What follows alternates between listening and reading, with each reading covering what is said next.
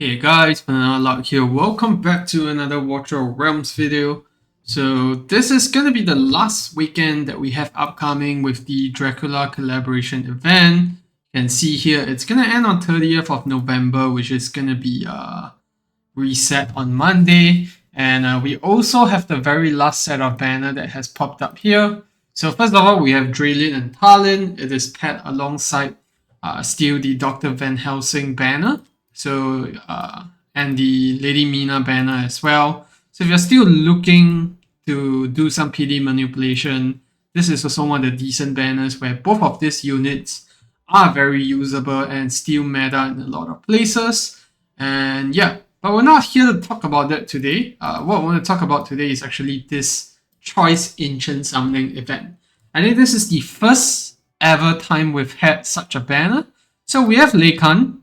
We've talked about him quite extensively in my test server video. So if you haven't caught that, you can catch that to see how he fares in Maurix, Matrix, as well as Arena. I'll probably do a few more videos on him to test some other stuff if I find more things that we need further examination on.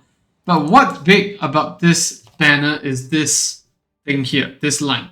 You can select another Lord Hero, including unnamed units, for 20x drop rate. So I think this is the first ever time we've had ancient banners where we can pick our own lords, which is going to be huge in terms of progression, provided you're at a certain state in terms of number of summons and the heroes you need, and that's what we're here to talk about today. But before we jump into that, Black Friday is actually going to be starting this. The Black Friday event is going to be starting this Thursday. So SmileOne has collaborated with Watcher of Realms to launch some packs here, which I think are some of the best packs that we've seen so far. So you can see the first set of packs here. I know the first pack for the rares isn't as good as the Valkyra packs that we usually get on Fridays, but it is pretty darn close.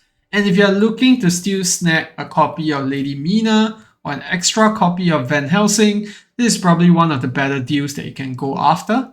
And then we also have the Legendary Summoning Bundle. That's for Divines. Honestly, I'm not a big fan of Divines, but if that's your thing, that's another good bundle to go for. But the big one here is the Ancient Summoning Bundle. So we usually have this as the Leia bundle with 30 Ancients, and that's it. Instead of that, we have it at the same price, but this time with 3 legendary crystals stacked on top of it. If I'm not wrong, the purchase limits for this are 2. So if you're looking to wear out this weekend because you spent a lot of your summons in the last few weeks, this Ancient Pack is probably one of the better ones that you can go after. And then the last one, the last set of bundles here, I think the top right-hand corner one is the most noteworthy one. Privilege Pass at half off. And then we also have another Ancient Bundle here at the bottom left, which is not as good in terms of value, but still a decent one. I think it's especially more the case for Krakens who are looking to spend. There's only so many good Ancient Bundles you can go off, and 25 Ancients is 5 short of what we get usually, but still a pretty good deal. And then we have the Reforged Hammers one on the right, which is fine if you need the hammers. So yeah, if you're looking to do any purchases this weekend, my SmileOne links are in the video description, and any purchase you make, a small amount of that will go towards me. So if you like to support the channel, that's probably the best way for you to do so. But let's get back into the video. So we have Lei Khan, and most importantly, this Pick Your Lot banner. And what we want to talk about here today is what is the best lot to pick, and whether you should even entertain this banner or not. So what I've done is I've prepared all the lots that we can pick up. So starting from Watchers, all the way down to the Supreme Arbiters, as well as the unnameable units. And I've sort of ranked them and explained each of the tiering. But there's some questions that we need to answer before we get into those lists. But let me just bring up my display here. Alright, so first of all, how far are you away from PD? Because to actually hit a lot in a worst case scenario, you will need to be pretty close to PD. And I'm quite sure that most people here right now watching this video, you probably don't have much Ancient Summons left. So I have, on the other hand, waited for quite a bit. I haven't sent all my summons for Count Dracula. I have about 254 summons. I'm 182 into PD. So I'm very, very close by. So that's going to be one of the reasons why you want to summon. If you're very close to PD and you need to manipulate it because you want to get that 90 pulls for Count Dracula and you don't want Valderon. So that's point 3. But the other big thing to address here is, do you have Valara? Because I know there are some people out there that are skipping Count Dracula because they want every shot they can get to actually pull Valara. This is pretty unusual because it's a non-lot unit, but for the first time in the history of Watcher of Realms, we have a non-lot unit that's so important that people are skipping every other banner along the way just to wait for her. And it has been teased in the dev insights recently that a Valara banner has been scheduled. So we could possibly see it during Christmas. And if that's the case, we are pretty close by. So if you are still hunting for Valara, it's probably a good time to save and skip off on this banner. So those are the 3 questions that you want to answer before you even consider which lots to pick. So if you have answered all those, it's still a go for you. Then let's talk about all these lots here. So first on the list is obviously going to be Ingrid. Ingrid is still a staple in a lot of places. In Guild Rate 124, there's a lot of ways to use her now. And with the addition of Leikan, Ingrid will be even more usable as an Arbiter team. And she's still dominating AoE and anti-air arena. I can even go on to say that she is dominating single target arena. But we all know that Kigiri and Wukong are the one heavy lifting things that. The only issue I have with picking Ingrid is, what if they do a Ingrid Valara rerun? In my honest opinion, I don't think that's the case. I mean, for them to make more profit, they'll probably split up the banner. But who knows? That's probably one of the things that you want to consider, because you will very much rather pull on an Ingrid Valara banner than an Ingrid Leikan banner. But this is going to be completely on your own discretion as to what you want to do. Next one on the list is going to be Azareth. I think it's pretty clear cut that Azareth is a top tier unit. We just had his banner, so he's probably not going to return anytime soon.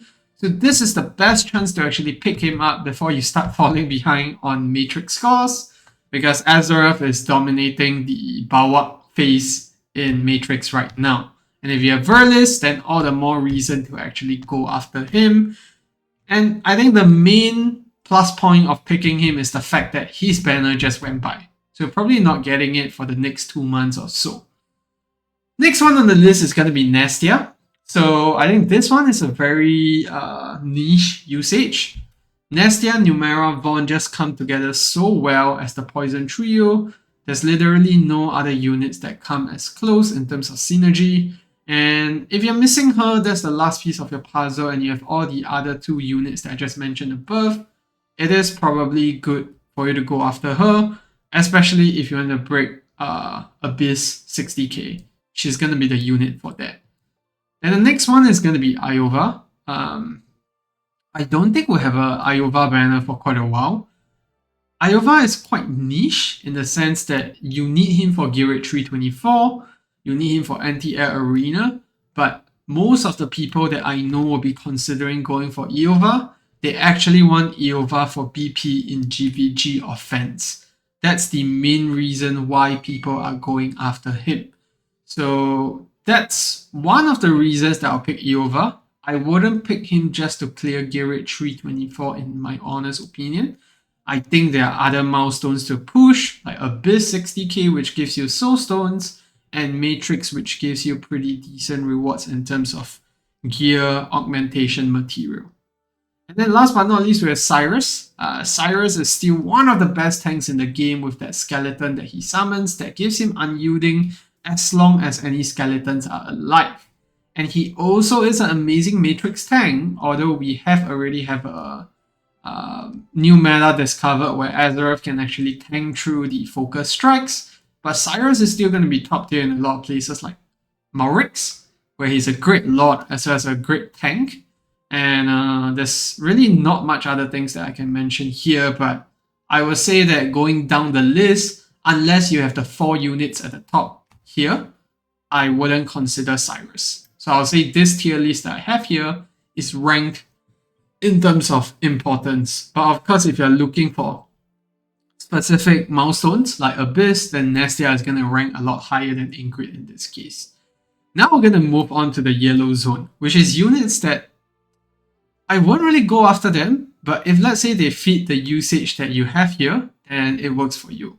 So Praetor's one of the more staple kind of units here these days because we've already had 3 or 4 banners of his, and I will only go after him if you don't have a single copy of him yet and you just need him to complete the Arbiter team. Otherwise, I would totally advise you to skip him because it's probably going to get a banner sooner or later, but he's not really needed anywhere in the game right now. Except if you already have an A5 Ingrid team for Arena and you just need Praetors to complete it. And then next on the list is going to be Ryga. I really enjoy using him, but in my opinion, he's too niche for you to pick in this banners. And we just had a Ryga banner not too long ago. The biggest use case for him is Abyss, but I don't think he's the deal breaker that will determine whether or not you actually are able to clear Abyss 60k.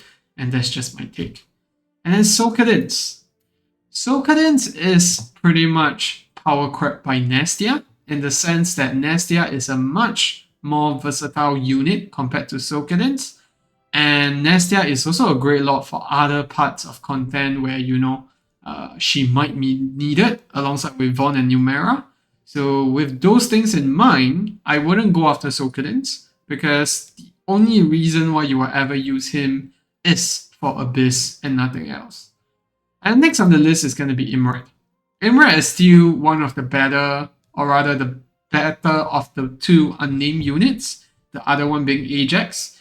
He was quite a disgusting unit in GVG a lot of seasons back, but now that Valara is on, he has fallen off a bit, but he's still a very strong unit for the fact that you can use Unpolished Soul Stones on him.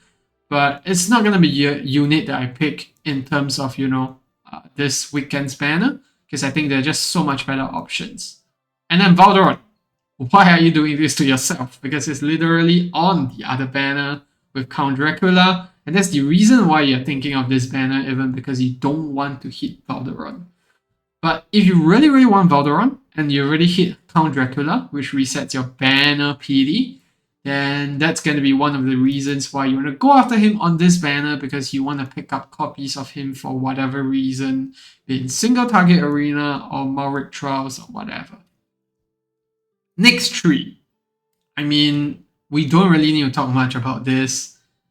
Demi, she has become quite a strong unit in recent times. She is very good in Matrix, very good in Gear Dungeon 113, but she is still replaceable.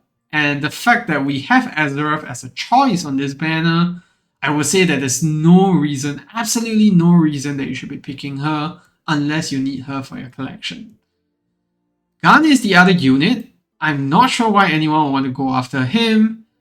He is a pretty old unit, so chances are you probably already have him. So yeah, I really don't see why you should be picking him. And then last but not least on the list, Elder. No one rejoices when they pick up an Elder, so why do you do that to yourself? So yeah, that's the tier list. In my honest opinion, I think that these 5 units are the only ones worth considering. The only reason why you wouldn't want any of them is you have fears that they may be coming up in the next month over the Christmas period. But if we're talking about Azeroth specifically, and Nestia, I don't think these 2 units will be coming anytime soon because their banners just went by quite recently. I think Ingrid is the one that may be coming soon, Eova as well, Cyrus maybe, but we're not sure when exactly. So yeah, let me know your thoughts in the comment section below, whether you have other opinions about this tier list, whether these units are who you go after. If you have questions about your position as to whether you should be even summoning or which lot you should pick, just leave it down in the comment section below. And last but not least, we do actually have a summoning party that I want to do this weekend. So we're going to do it at Saturday at reset time. So that's when the Leikan banner actually comes up. So I have an ex-guildmate who reached out. He wants me to summon 300 over Ancients to get some copies of Ilva. So I think it'll be a fun one. So if you're interested to summon, not just the Ancients, any banner that is coming up, the sign up link is in the comments as well as the description below. So yeah, let me know if you have any questions. And as I said, if you're looking to make any Black Friday purchases, my SmileOne links are below. Any purchase you made will just go towards supporting me, which I'll very much appreciate. Yeah, that's gonna be it for the video. See you in the next one. Goodbye.